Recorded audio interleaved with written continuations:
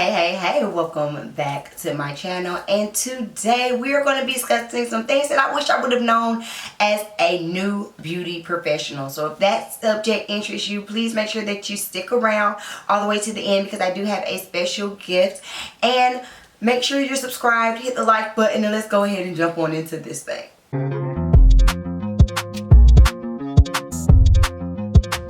So you've done it. You have completed the X amount of thousands of hours it has taken to become an official beauty professional, and you are going to get out into the real world. And while your school may have prepared you for the client that's going to sit at your chair, they might not have prepared you for all the things that occur within this industry once you start working full time. So that is why I'm here, to try to help you out just a little bit and give you some things that I wish that I would have known before starting out. Tip number one: it is perfectly okay to start off as an assistant or enter a commission salon at a lower ranked stylist level. I know you might have been the bee's knees at beauty school and everyone was requesting to sit in your chair, but once you are out into the salon world, your inexperience will hinder you if you don't get the proper guidance. While being an assistant is a humbling thing, it is the most valuable time for you to learn directly from someone who is seasoned and has seen a lot of things. Now, what I will say is, ideally, you should try to become someone's assistant while you're in beauty school. That way you can get some salon experience while still doing your training. But if you are fresh out of school and you are going into a salon, being a low-level stylist or an entry-level stylist or an assistant for a few months is perfectly okay. Everyone has to pay their dues and grow. So don't think that like as soon as you get out of beauty school, because you got a few clients, that you can go and begin to booth rent. Booth renting is not as easy as Instagram makes you believe, okay? Everyone is not ready to get a suite. Number one, it is important to get around other stylists that have varying skill sets than you so that you can learn from them. And there's nothing like being in that full salon atmosphere so that you can really grow and advance as a stylist. Tip number two: never stop learning.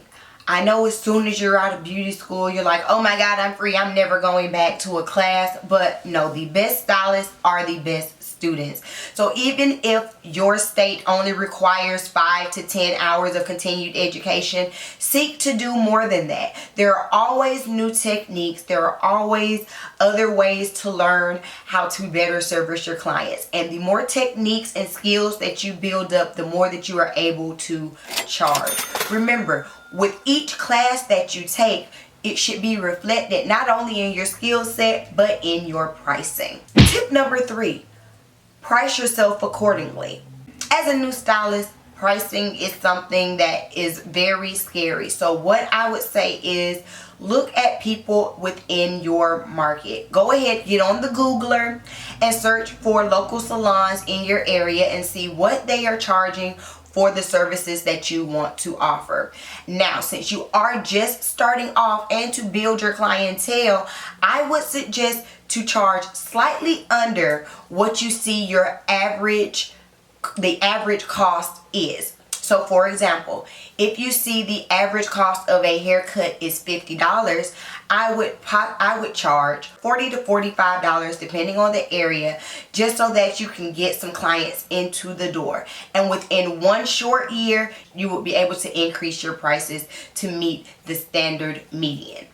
Do not be so focused on trying to be priced with and outprice everyone right in the beginning as you're starting off, because you're really trying to build your reputation and build trust.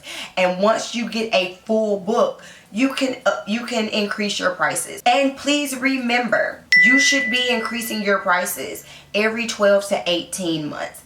I'm not saying a major increase. If you started at $45, maybe increase it within that first 12 months and add $5, and possibly increase up in $5 increments every 12 to 18 months after that. Of course, that's subjective based on any continued education and techniques that you do pick up along the way. But remember that you deserve a raise too.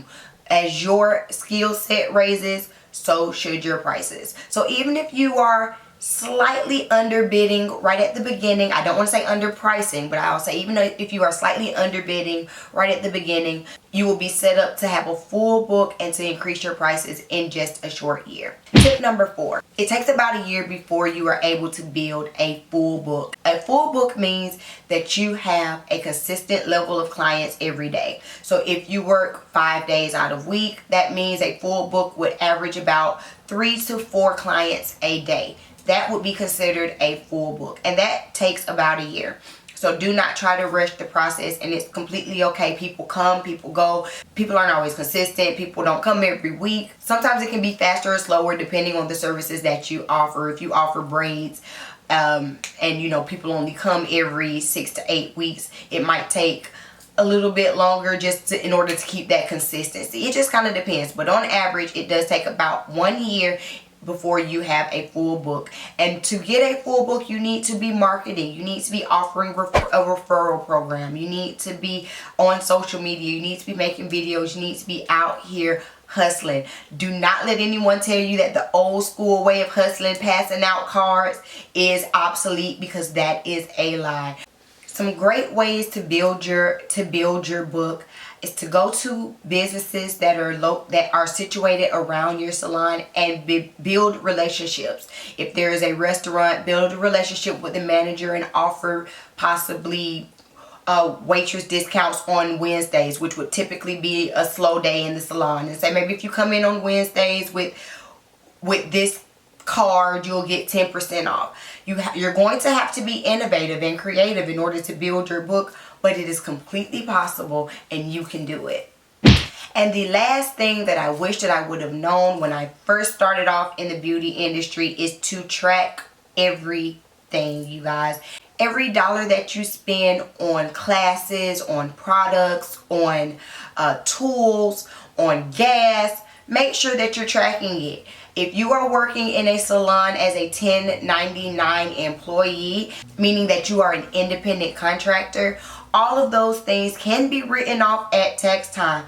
And one thing about it, my very first tax season as a full-time stylist, I was screwed, okay? I sat up there, I'm like, oh, I'm gonna get a refund, not knowing, I'm like, wait a minute, so I ain't paid nothing to Uncle Sam this whole time? So like, I owe money, okay? So you don't want to be sitting there owing money. Make sure that you are tracking all of your expenses. If you are a W-2 employee from a commission salon, you don't have to worry about that so much, thank goodness. But if you are working in a salon suite, or if you are a 1099 independent contractor, track all of your spending. And it may seem arduous to do, but it will definitely save you money in the long run. Get you something like QuickBooks on your phone. That way you can just swipe through the spending and upload your receipts directly from there, and it'll print out a report at the end of the year, and you don't have to think about it. I'm telling you, the quicker you get on top of your finances, the quicker your money will grow. Well, those are just a few tips that I have for my stylists who are just entering into the beauty field. Welcome. It is a pleasure to have you. Please let me know what you thought about my tips down below, and if you are a beauty professional and you have some tips, make sure you drop them down in the comments as well. I'm sure I will think of some more tips and we'll be back soon and very soon to give them to you all. But that's going to be it for today. And since you made it all the way to the end, I did not forget. I know I promised you something special. Please don't forget to download my free ebook, Reclaiming Your Crown: How to Navigate Medical Hair Loss with Confidence, down below. That is my free gift to you and your clients if you have any clients that suffer from medical hair loss. I thank y'all again so much for tuning in, and I'm going to see y'all in the next one, okay? Peace. Thank you for coming through for another video. Remember to become official beauty by joining the membership. You can do so 3 ways: by clicking the join down below, by visiting my website and becoming a member, or by joining my Patreon, or just stop by my website and see what's going on, from booking appointments to buying products or booking dance classes. Shout out to the official beauties, my members already on the channel. Thank you so much for your support. And to everyone else, don't forget to follow me on all socials, links in the D box. I'll see y'all in the next video. Peace.